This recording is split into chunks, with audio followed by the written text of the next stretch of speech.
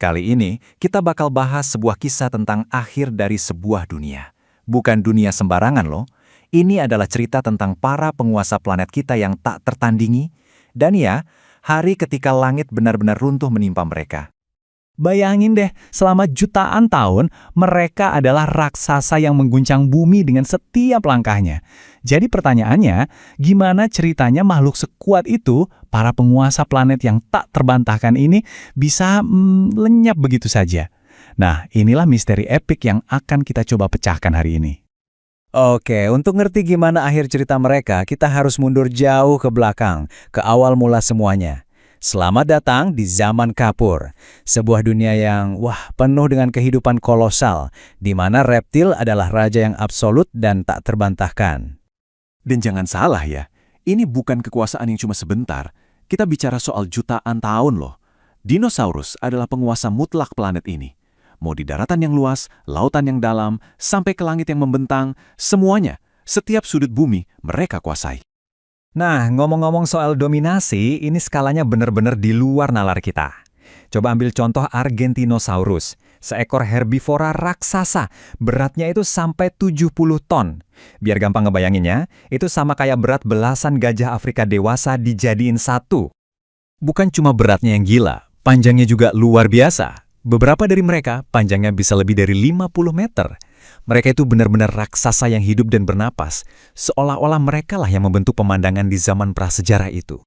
Tentu aja, di puncak rantai makanan ada sang monster, Tyrannosaurus Rex, beratnya aja 5 ton. Senjatanya, deskripsi ini pas banget. Giginya itu sebesar dan berbentuk seperti pisang, namun sekeras baja, benar-benar dirancang buat menghancurkan tulang dan menembus sirah paling tebal sekalipun. T-Rex ini mesin pembunuh yang sempurna. Tapi, di saat para raksasa ini lagi jaya-jayanya di bumi, nun jauh di luar angkasa sana, takdir mereka sebenarnya udah ditulis jutaan tahun sebelumnya. Oke, sekarang kita masuk ke babak 2, sang pembawa kiamat. Jadi begini ceritanya, awal dari akhir mereka itu nggak dimulai di bumi, tapi jutaan tahun sebelumnya di angkasa. Sekitar 160 juta tahun yang lalu, ada tabrakan kosmik dahsyat yang menciptakan asteroid bernama Baptistina. Pecahan-pecahannya ini ngelayang aja gitu di angkasa, sampai akhirnya 66 juta tahun yang lalu, salah satu pecahannya itu pas banget di jalur tabrakan sama bumi. Bener-bener takdir yang nggak bisa dihindari. Nah, inilah dia tokoh jahat dalam cerita kita, Baptistina. Sebuah asteroid raksasa yang pecahan-pecahannya sampai dijuluki para pembawa maut. Nama yang cocok banget kan untuk sebuah ancaman dari luar angkasa yang bakal mengubah sejarah kehidupan di planet kita selamanya. Oke, sekarang kita sampai di momen puncaknya. Tegang banget nih, saat batu raksasa dari luar angkasa itu makin dekat ke tujuannya. Kita masuk babak 3, hari penghakiman. Coba dibayangin kecepatannya, 20 km per detik. Gila kan? Itulah kecepatan si asteroid pas melesat masuk ke atmosfer bumi. Jauh lebih cepat dari peluru senapan manapun. Ini semacam proyektil kosmik yang nggak bisa dihentikan, meluncur lurus ke tempat yang sekarang kita kenal sebagai semenanjung Yucatan di Meksiko. Dan dalam sekejap mata, dunia berubah total. Tiba-tiba ada kilatan cahaya yang super menyilaukan, lebih panas, dan jauh lebih terang daripada matahari itu sendiri. Ledakan energinya, nggak terbayangkan sama sekali buat kehidupan manapun di bumi. Tepat di pusat ledakannya, suhunya itu mencapai 10.000 derajat Celcius. Panas banget, cukup untuk bikin apapun langsung menguap. Batuan, tanah, air, termasuk dinosaurus malang yang kebetulan ada di dekat situ, semuanya lenyap, tanpa sisa, dalam sekejap.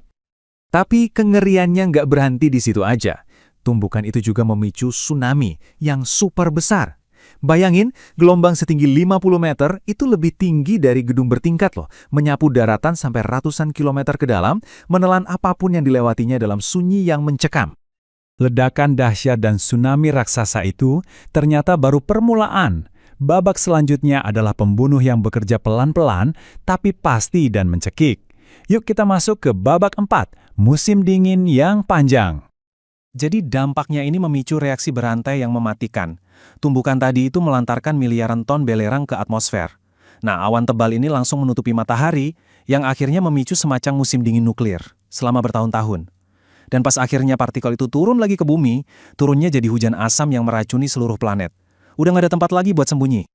Dan inilah hasilnya, sebuah kepunahan massal. Semua dinosaurus non-unggas, jadi kecuali nenek moyang burungnya, lenyap.